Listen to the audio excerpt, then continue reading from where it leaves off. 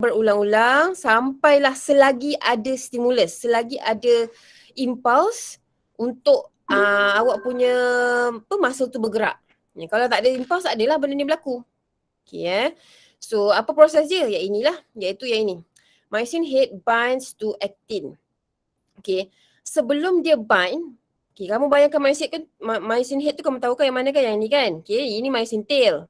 So myosin head akan bind to actin. Okay, sebelum dia nak bind, dia kena pecahkan. Dia kena pecahkan ATP yang dia pegang, menjadi ADP dengan PI. Ni dalam gambar ni awak tengok ni first, ini dalam keadaan biasa. So bila ada stimulus, dia akan jadi macam ni. Ni nombor 2. So yang penerangan yang nombor 1 yang inilah. Binds to actin, yang ini nombor 2 sebenarnya. Okay, so tu nombor 2. Okay, so di mana ingat balik, bila myosin head tu dia pegang ATP, dia akan tercabut tau. Dia akan tercabut daripada actin. Dia tak pegang pun actin tu. Kalau dia nak pegang actin tu, dia kena pecahkan ATP tu jadi ADP dan PI, baru dia boleh tegak. Tegak untuk capai, nak cangkuk dekat actin tu. Okay. So, lepas dia dah cangkuk, dia akan keluarkan PI ni, nampak ni? PI is released. Okay, PI tu tercabut dan bila dia tercabut, myosin akan bend 45 degree Celsius. So dia akan bend, bila dia bend, dia akan menarik sekali aktin yang dia tengah cangkuk tu. Kan dia tengah pegang, dia tengah cangkuk dekat aktin tu kan. So bila dia bend 45 degrees, dia akan tarik sekali lah aktin tu. Sebab tu lah aktin tu tertarik. Okay.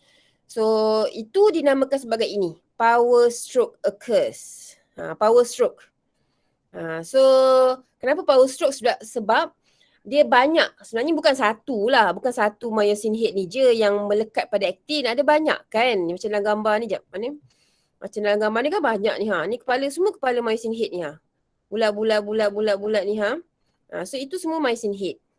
So bila semua itu cangkuk dan semua itu bend 45 darjah Celsius, itu dipanggil sebagai power stroke. Okay.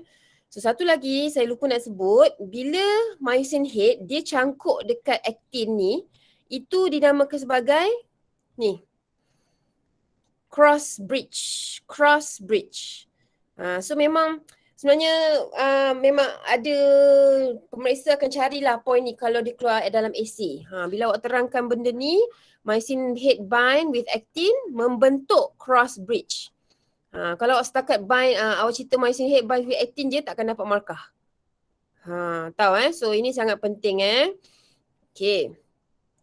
So bila dia dah buat cross bridge, dah cangkuk ke atas, dia lepaskan PI dia, dia akan jatuh 45 degrees.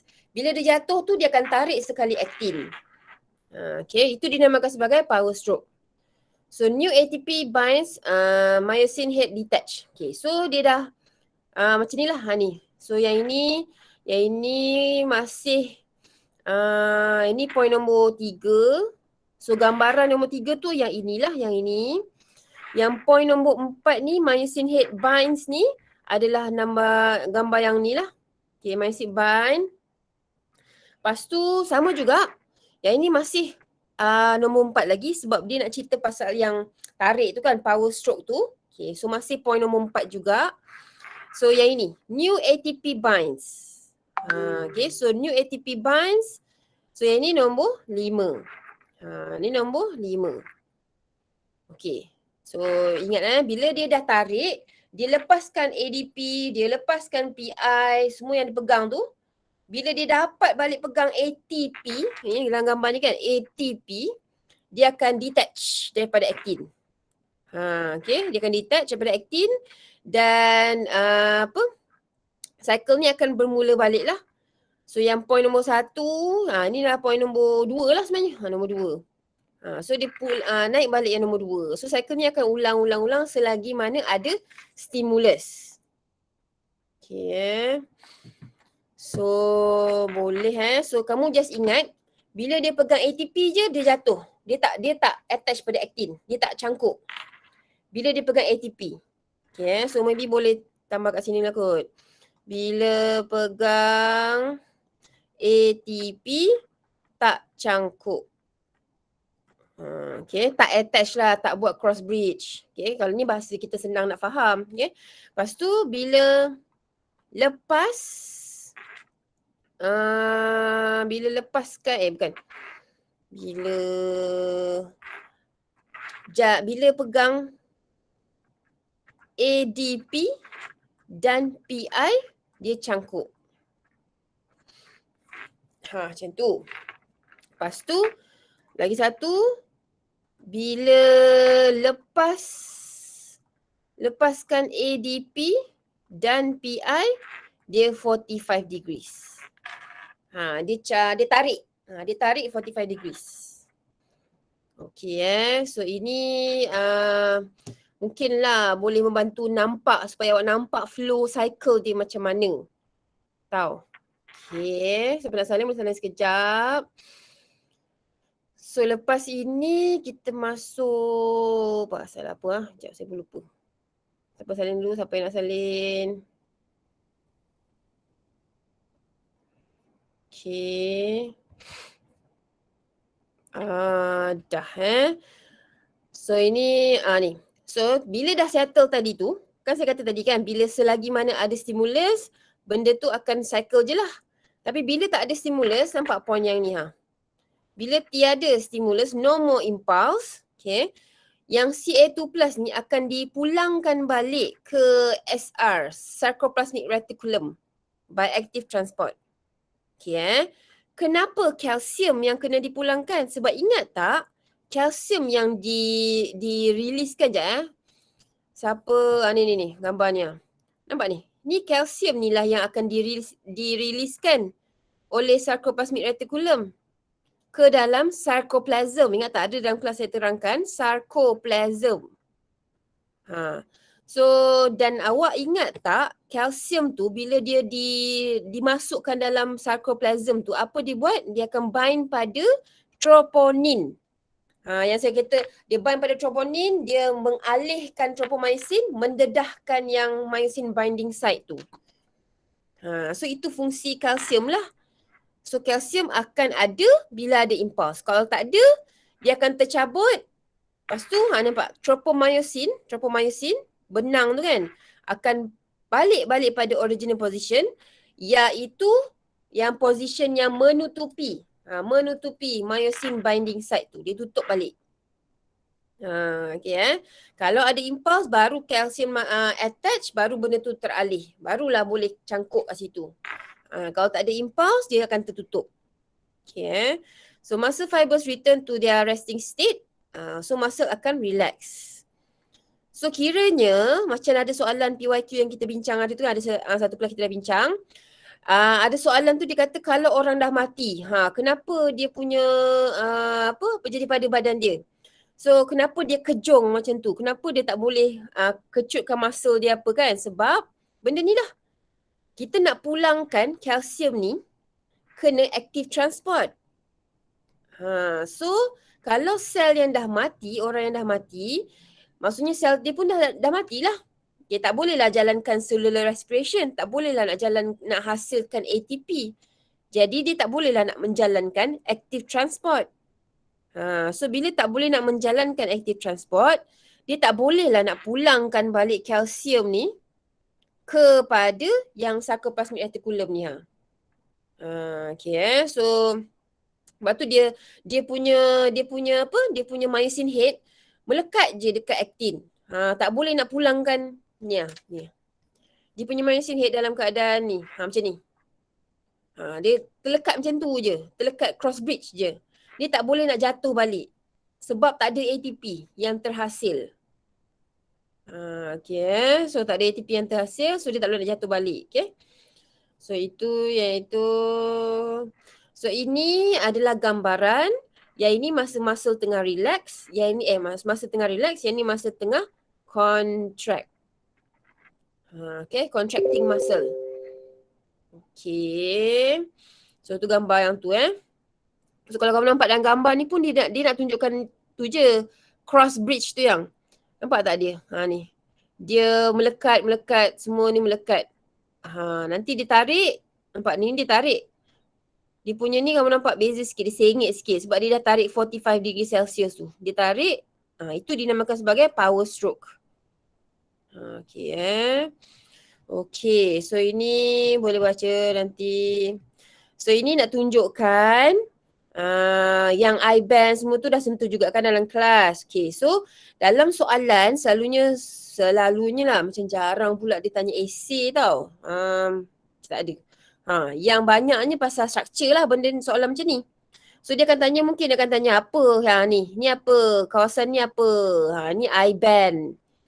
Yang ini kawasan I-band tu yang terdiri, kalau ada nota sekarang kan boleh contoh jugalah I-band tu adalah light thin filament, yang terdiri daripada thin filament sahaja. Kalau pasal dalam kawasan ini semua adalah thin filament. Yang airband pula adalah terdiri daripada thick filament. Kalau perasan dalam kawasan sini warna merah ni. Banyak. Yang I-band samalah macam sebelah kan, thin sahaja. Kalau line, Z line, M line itu merujuk kepada line, garis. Bukannya zone, bukannya kawasan. Kalau macam band, zone, itu satu kawasan. Contoh macam ni lah I-band, kawasan ni. A-band, kawasan ni. Kalau line, kalau soalan kan dia tunjuk satu line je. Ni label, apa benda ni so what is this? This is M line. Ni M line. Okay, yang ini adalah Z line yang memegang thin filament. Z line holds thin filament. Yang M line holds thick filament. Okay. So boleh. So ini selalunya dia akan tanya what happen kalau kita punya apa terjadi pada benda ni bila kita punya masa tengah kontrak.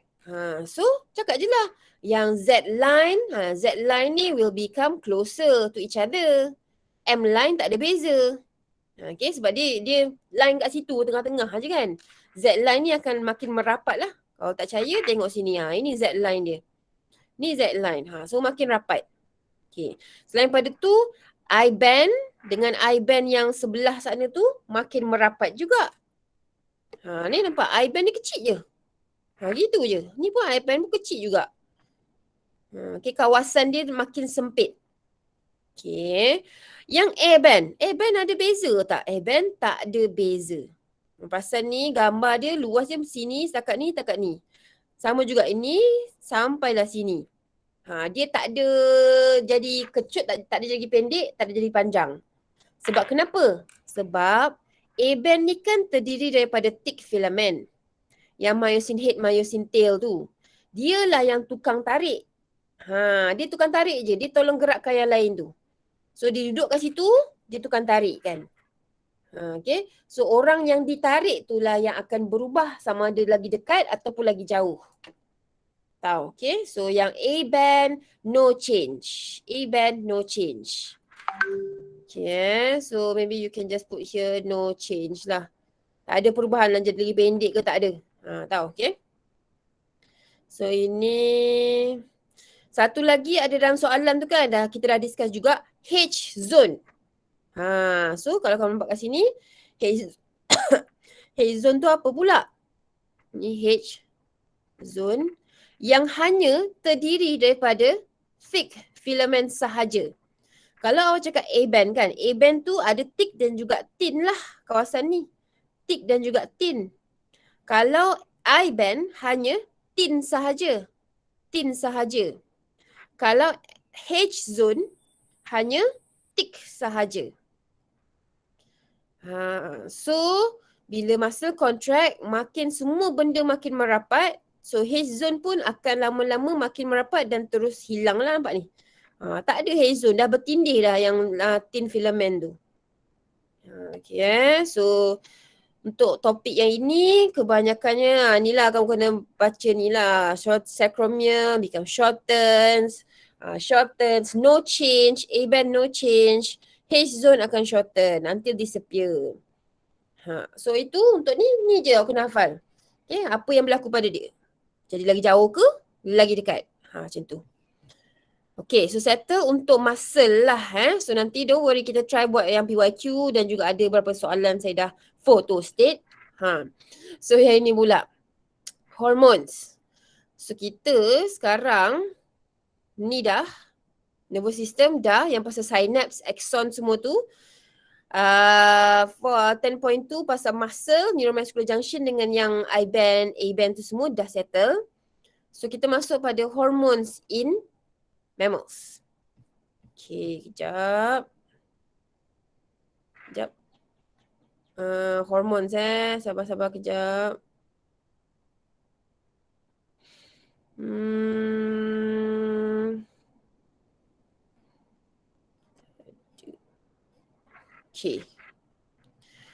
Okay, so untuk hormon, basically saya rasa awak tahulah hormon tu apa kan. Hormon tu adalah protein kan, protein yang dirembeskan oleh glands ke apa, oleh pituitary gland semua tu dan dimasukkan ke dalam darah.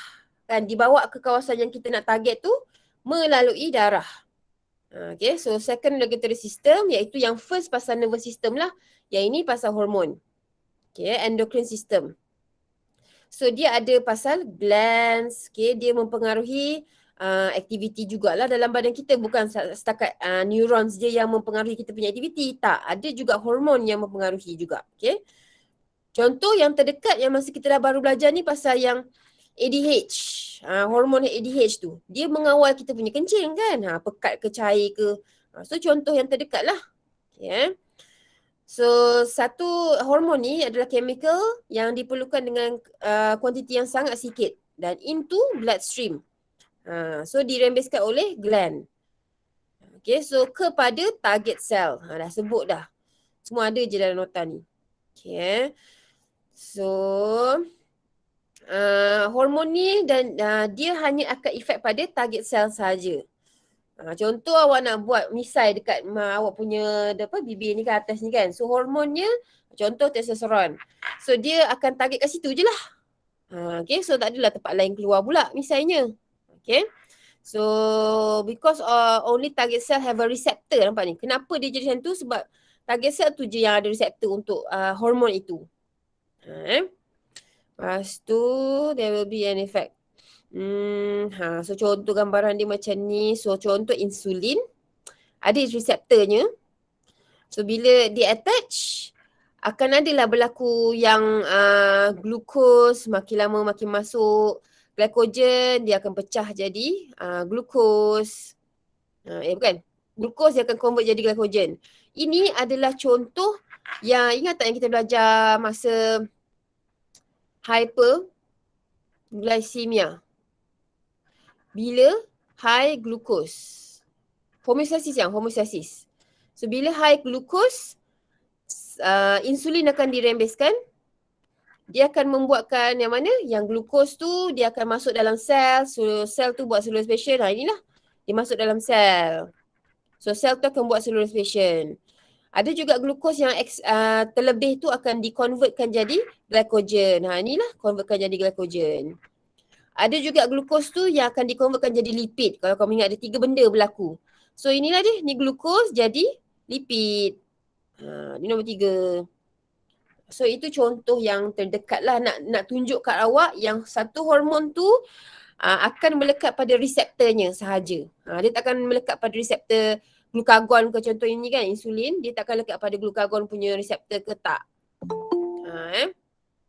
Okay. Lepas tu apa lagi? So ni, so untuk hormon ada beberapa jenis, peptide. Okay, contoh yang pasal FSH, ingat kita FSH, LH. Dekat reproduction tu yang ada follicle stimulating hormone. So insulin kita dah baru belajar juga. So amine ni adalah contoh adrenaline. Okay. So adrenaline ni kita baru belajar masa dekat ni, jantung tu. Yang simpatetik, parasimpatetik tu. Yang tu, okay. Yang ni steroids. Ni kita ada jugalah masa first topik SEM 1 kot. Topik SEM 1 yang molecules of life. Pasal steroids tu. Adalah Okay, so just tahu je lah types of hormone ni. Okay. Okay. Ni pasal ni tak ada apa sama je. Okay ni, mechanism of hormone action. So macam mana hormon ni bertindak balas. Okay, bertindak balas dalam badan kita. Ada dua cara. Gene activation dengan cyclic AMP. Gene activation dengan cyclic AMP. Okay. Sekejap mana. So ni.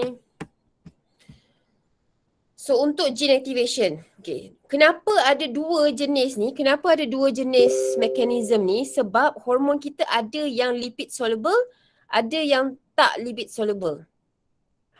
So kalau lipid soluble, dia boleh masuk terus dalam plasma membrane. Tak perlulah dia duduk kat luar. So itu lain lah. Okay, so kalau yang lagi satu punya ni, untuk yang lipid insoluble. Okay, so contoh macam ni. Untuk gene activation, contohnya adalah untuk steroid hormone. Of course, steroid ni awak tahu kan, hopefully ingat lah. Steroid ni adalah lipid. Lipid soluble. Okay. And can easily, nampak ni, diffuse across the cell membrane. Sebab dia lipid soluble. Sel membrane kita kan phospholipid bilayer. So dia boleh soluble masuk dalam lah kiranya. Okay, dah. Contoh inilah So, testosterone akan travel melalui darah, diffuse into the cell and only target cells have the receptor for the testosterone. Okay, kalau sel lain tak ada lah reseptor ni. Okay, target cell je yang ada. Okay. So, testosterone bind to receptor protein in the nucleus of the target cell. Okay. Gambaran dia macam ni. Baca dululah. Kang bayangkan susah pula. So, to form, okay, testosterone tadi dia dah masuk dalam sel. Lepas tu dia akan bind dengan reseptor. Okay, reseptor yang ada di dalam cytoplasm ataupun yang ada dalam nukleus. Ada certain buku yang dia tulis dalam cytoplasm, ada certain buku yang tulis dalam nukleus. So, kalau saya akan guna cytoplasm.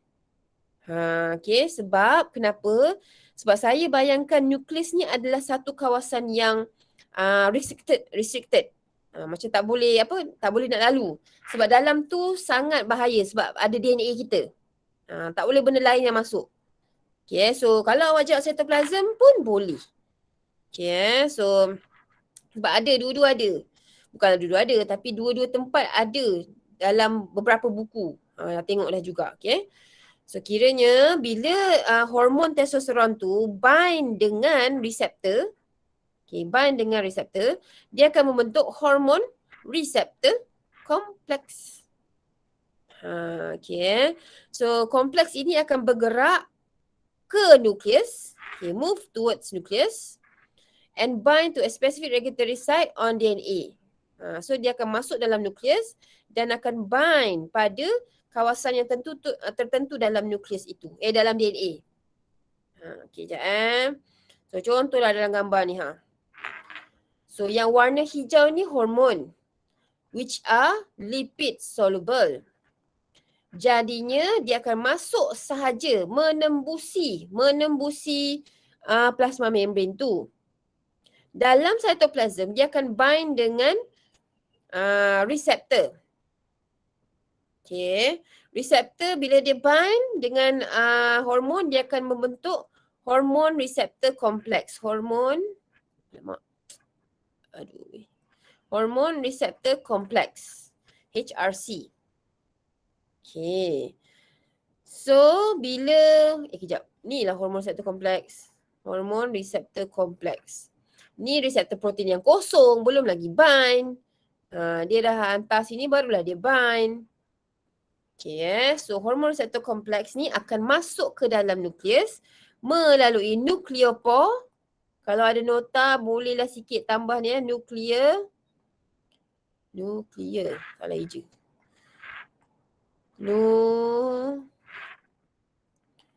nuclear pore. Liang. Lubang. Okay. So nuclear pore yang ada dekat nukleus dan akan masuk dan akan pergi kepada kawasan DNA kita tu yang mana yang untuk yang testosteron tu. So contoh kat sini dia akan pergi. Ataupun kat sini. So nanti dia akan pergi kat sini lah pula. Okay, so dia bergantung pada kawasan mana yang kita nak targetnya tu. So bila dah jumpa, yang ini untuk testosteron tadi tu kan. So dia akan undergo transcription. Tambahkan dalam nota transcription tau. Transcription. Lepas tu bila dia keluar dalam cytoplasm barulah menjalankan translation. Okay. So setakat ini untuk gene activation kamu kena tahu dia adalah steroid hormon. Maksudnya dia boleh masuk terus ke dalam sel. Okay. Lepas tu dia akan gabung dengan reseptor dalam sel tu. Bukan kat luar tau. Bukan dekat surface, bukan kat luar. Dalam tu dia akan gabung dengan hormon. Dengan reseptor, sorry. Okay. Lepas tu yang hormon reseptor kompleks tu akan bind pada specific gene on DNA. Saya ulang. Yang nombor 3, yang hormon reseptor kompleks tu akan bind pada specific gene on the DNA. Macam ni lah. So, contoh yang ni, dia akan bind kat sini. Kalau yang sebelah sini untuk progesteron pula. Contoh macam tu. Yang ni untuk glukagon pula. Macam tu contoh. Okay. So, dia akan carilah dekat bahagian mana yang dia terlibat. Okay. So, bila dah bind, dia akan menggalakkan proses transcription berlaku. If you still remember transcription tu macam mana. Dia akan hasilkan mRNA yang ini. Dan akan berlaku juga translation. Untuk menghasilkan ini. New protein. New protein. Okay. So, okay tak? Agak saya pun dah ngantuk dah ni. Sabar je lah. Yang terangkan pun dah ngantuk kan. Aduh, korang pun harapnya okey lah. Okey dah. Ni tak ada apa-apa. Nak cakap pasal transcription je. Translation. Ni pun sama, cerita dia sama. Nampak? Yang buku ni pun reseptor protein dia dekat luar, kat cytoplasm. Bukan dalam nukleus. Lepas tu saya banyak cerita yang yang reseptor protein dia tu dalam cytoplasm, bukan dalam nukleus. Okay. So nanti ada transcription dan ada translation. Okay. So next. CAMP. Cyclic AMP. Untuk apa? Untuk non-steroid hormone.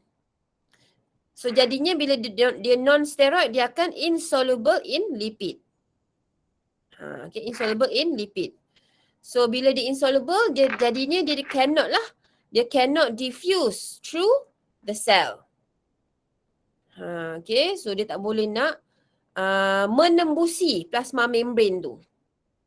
Okay, contohnya apa? Inilah hormon-hormon ni. Hormon-hormon yang selain daripada seks hormon, iaitu contoh progesteron bukanlah. Okay. So contohnya adalah insulin, glukagon, epinephrine. Faham Aduh. Sekejap. Okay, so macam mana mekanisme dia? Yang ini, mekanisme dia sebab dia ni, hormon ni tak boleh nak tembus plasma membrane. Jadinya dia kena bind pada reseptor yang ada pada plasma membrane itu. Nampak ni gambar ni.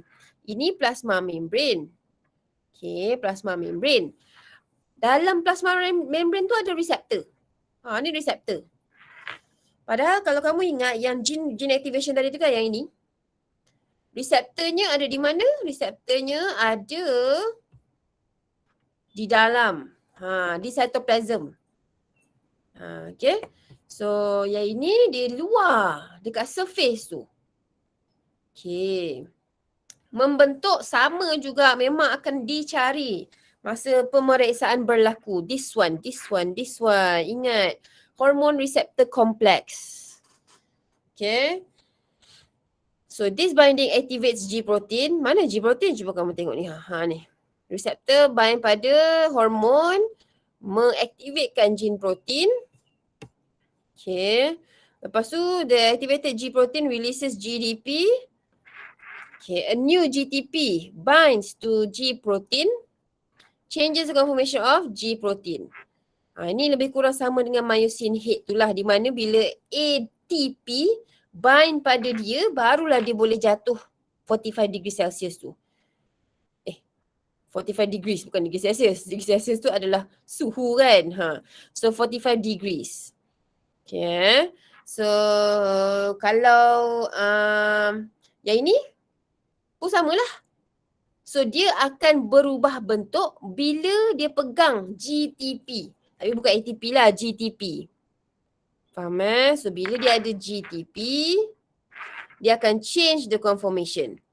Selagi mana dia tak ada GTP, dia tak boleh lah nak change conformation of the G protein ni. Tak boleh nak ubah. Okay. Lepas tu, which enables G protein to bind with adenylyl cyclase. So kiranya bila dah berubah dia punya bentuk, dah ada GTP kan, dah ubah bentuk, membolehkan GTP tu, GPTP pula, G protein tu bind dengan adenylyl cyclase. Apa itu adenylyl cyclase? Adalah ASE, mestilah enzim. Okay. So enzim ini pula akan activate ATP jadi CMP. CMP itu pula akan activate protein kinase A that catalyzes cascade of phosphorylation effects process. Okay, sebenarnya nak cerita kat sini, bila ada adenylyl cyclase, dia akan tukarkan ATP jadi AMP, CAMP plus PI itulah. Okay. So, bila ada CMP tu, okay, bila dah pecah kan, nanti CMP tu akan activate protein kinase A. Dalam gambar ni tak tunjuk, ni lah, macam ni je lah dia tunjukkan. So, bila dah activated, dia akan catalysekan cascade effect. Apa itu cascade effect? Cascade effect ni adalah bila dapat ni, dia akan tolong tukarkan jadi A jadi B. Lepas tu B pula akan tukarkan C jadi D. So dia macam berturut-turut. Cascade. Berturutan. Faham Okay. So apa ni? Substrate for protein kinase A are different in various cell types. The effects of enzyme varies juga. Tak ada. So hormone is the first messenger. Yang CMP adalah the second messenger. So apa maksud dalam gambar ni? Sekejap saya tunjuk balik gambar tadi. Ni. Hormon glukagon ni bertindak sebagai first messenger. Okay. Iaitu dia yang membawa mesej daripada luar. Dia bawa mesej daripada luar, dia attach pada gut. Contohlah macam ni. Parents awak datang, hantar barang. Dia hantar dekat gut. So reseptor ni adalah dekat gut tu lah. So yang glukagon ni tadi adalah first messenger. Okay. So parents awak tu adalah first messenger contoh. Okay. So yang second messenger pula kat mana? Second messenger belah dalam lah. Iaitu CAMP. Tengok mana CAMP? Yang ini tadi. So CAMP tu awak bayangkan awak. Awak ambil barang yang dah ditinggalkan daripada dekat gut tadi tu. So nanti awak gunakan untuk, contohlah mak awak bagi lauk, lauk makan kan. So nanti dia letakkan dekat gut. Lepas tu awak datang, awak pergi ambil. Lepas tu awak bagi kawan yang dekat bilik A. Lepas tu ada lebih lagi awak bagi dekat kawan yang A ni pula, bagi pula dekat kawan yang bilik B. So yang bilik B ni pula, banyak lagi makanan ni, bagi pula dekat kawan yang bilik C. So itulah dia contoh cascading effect. Dia turut-turut berturutan. Tahu. Okay. Okey. Ni CMP relay. Relay ni bukan maksudnya lambat tau. Relay ni maksudnya macam pertandingan road relay kan, awak pas. Sama juga macam CMP ni kan, dia kan pas. Okay. So jangan confuse pula relay tu jadi delay, lambat. Ni nanti bacalah untuk dia punya perbezaan antara yang CMP dengan gene activation. Just secara basic lah apa beza antara dua ni. Yang gene activation ni dia adalah hormon yang boleh masuk dalam sel dan terus masuk ke dalam target DNA. Kalau yang CMP pula dia tak boleh masuk dalam sel, dia kena tunggu kat luar. Lepas tu ada guna pula CMP pula. Lepas tu barulah dia ada cascade effect tu pula. Okay.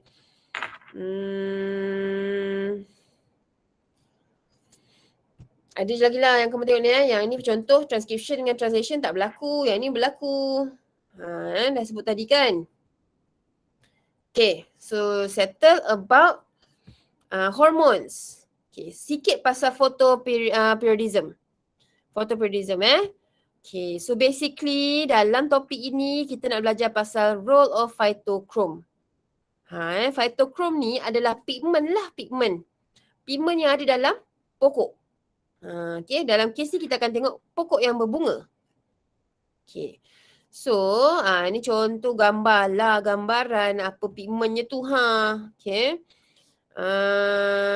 So ada blue green pigments, mostly red pigments, photoreceptor. Dan pigmen-pigmen ni akan mengawal atau flowering. Pokok tu berbunga ke tidak? Macam tu. Okay, bergantung pada pigmen ini. Okay. Dalam kita punya, bukan kita lah, pokok, dia akan hasilkan red, PR. Okay, PR.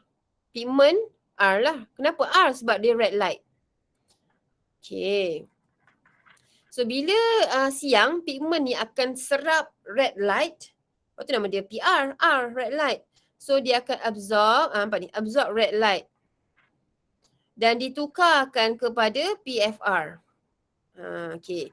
So PFR ini pula akan trigger. Tambahkan kalau if you have your notes, tolong tambahkan stimulate flowering. Okay. Yang PR ni pula synthesize. Dia dihasilkan oleh pokok dalam bentuk PR dulu. Lepas tu bila waktu siang, PR tu akan tukar jadi PFR. Bila PFR cukup, pokok tu akan berbunga. Okay. Sekejap ni, nampak ni. Absorb far red light. Contoh yang inilah. Okay. Dan nak cerita juga lupa. Penukaran PR kepada PFR. Kalau kamu nampak dalam nota tu, dia tulis rapid. Cepat. Keep that in mind. Kamu kena ingat yang tu sebab nanti ada kaitan dengan apa yang nak saya terangkan tu. Tahu So PR tukar pada PFR pada waktu siang sangat cepat. PFR pula tukar pada PR pada waktu malam sangat perlahan. Okay. Habis mesti awak tanya, tak ada ke PFR tukar pada red light pada waktu siang? Ada tapi sikit. Sebab yang waktu siang tu banyaknya red light. Red light yang ada. Okay, so sebab itulah PR sahaja yang akan ada. Sebab dia yang akan absorb red light, menukarkan jadi PFR. Okay. So basically ini adalah overview lagi. Alamak. Gimana? Okay. So sunlight has both red and far red lah. Nampak ni? Both red and far red light. Okay. Tapi dia akan lagi pancar banyak adalah red light lah kalau kamu perasan. Okay. So during the day more red light. Nampak ni? More red light. So bila ada red light, PR akan absorb. Okay. Dan tukarkan kepada PFR. Quickly. Dia dah underline, dah boldkan dan besarkan perkataan quickly ni. Sangat penting.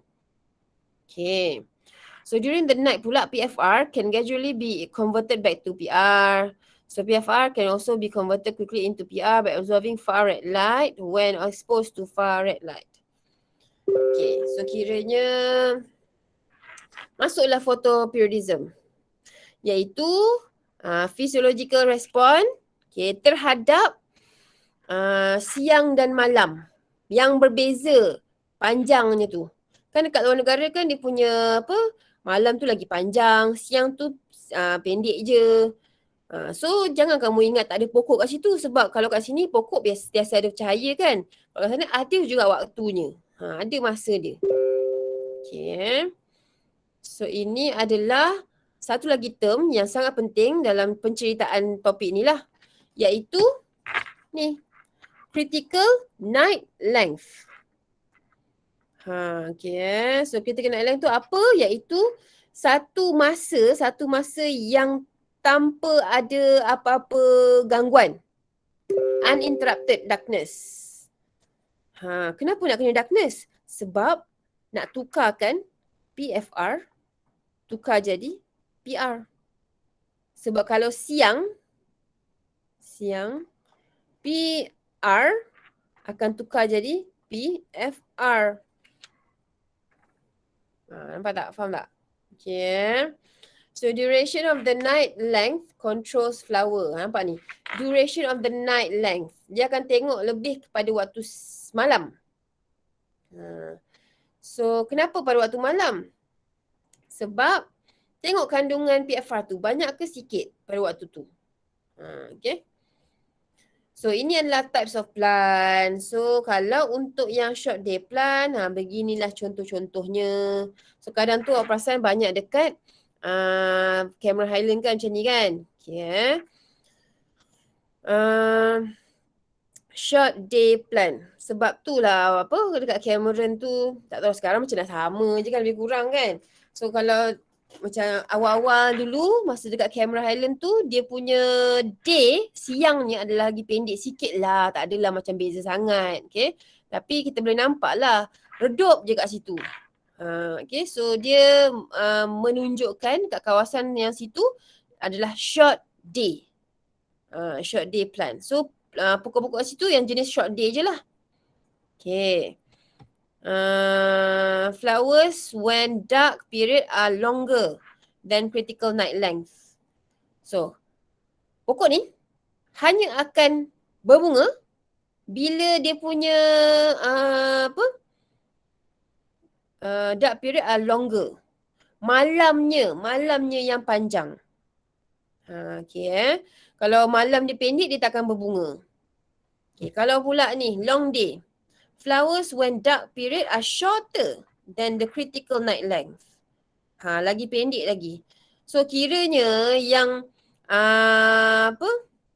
ni neutral lah, day neutral ni sama je. Kalau long day plant, dia memerlukan PFR yang sikit. Okay. Yang ni pula short day plant, dia perlukan PFR yang banyak. Boleh tolong salin sikit dalam nota. Okay. Kenapa saya sebut PFR? Sebab PFR itulah yang mengawal pokok itu berbunga. PR tak ada. PR is inactive. PFR is active. Dialah yang akan tolong menentukan sama ada pokok itu adalah akan berbunga ataupun tidak. Okay, sudah tahu sikit PFR tu sikit, ini PFR banyak. Tengok yang ni pula, contoh macam ni. Okay. Awak contohlah soalan kan, dia akan bagi macam ni. Gambar macam ni, dia tak akan bagi yang atas ni. So awak kena tentukan. Daripada sini, short day plant ke long day plant. So kita tengok. Bermulanya daripada 0 sampailah 24 hours. First thing awak tengok yang paksi tu yang. Sebab ada certain soalan, dia akan trick awak. Dia akan buat O dia kat atas. Okay. Yang 24 ni kat bawah. Tapi, gambar dia akan jadi terbalik lah. So, hati-hati. Tengok dulu soalan dia. Okay. So, if you see the arrow going from down to up, maksudnya from 0 to 24 lah yang ini. 0 to 24. Okay. So, untuk yang pertama ni. Kamu nampak, ini panjang dia punya day. Maksudnya bila siang apa berlaku? Sekejap. Bila siang, tengok ni. Bila siang, ni, PR tukar jadi PFR. Dengan kadar yang cepat. Okay, jadinya time dekat sini, PR tukar jadi PFR. PFR. Jadi PFR tinggi. Okay. So, yang ini PFR tinggi. PFR tinggi. Betul lah. So, PFR yang tinggi ni, bila masuk waktu malam, PFR ni akan tukar. Dia akan tukar jadi PFR, akan tukar jadi PR. Kenapa? Sebab pada waktu malam, tengok balik ni. Ni, PFR tukar balik pada waktu malam, pada ni, night. Nampak ni, night. Slowly. Okay. So, pada waktu malam, PFR akan ada tukar jadi PR. Tapi, tak semua PFR yang tukar jadi PR. So, masih banyak lagi PFR dalam ni. Faham tak? Okay, so PFR still banyak. Okay, saya ulang untuk first ni Sekejap. Pada waktu pagi, siang kan, okay, PR akan tukar jadi PFR. Tukar. So, PFR banyak. Bila waktu petang sampai nak ke malam tu, PFR yang ada tu akan tukar jadi PR. Okay, PFR akan tukar jadi PR tapi slowly. Okay, bila slowly, masih ada banyak lagi PFR yang dalam pokok tu. Masih ada lagi banyak. Kalau PFR tukar jadi PR dengan keadaan cepat. Mungkin PFR yang tertinggal tu hanyalah sikit sahaja. Faham tak? Okay.